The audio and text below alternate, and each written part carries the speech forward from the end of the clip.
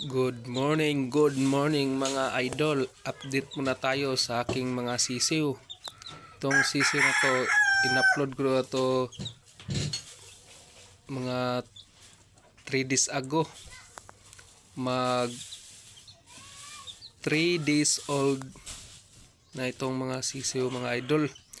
Ito yung anak ng aking mga inahin na white kelso, at saka yung tatay nito ay Milsim Black na naka-crossbreed sa English Dom. Ganito na po sila kalaki. Mag 3 days old pa to sila mga idol. Tingnan nyo mga idol.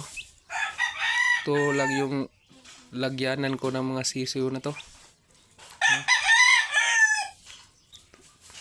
Tingnan nyo kung anong klaseng damo to.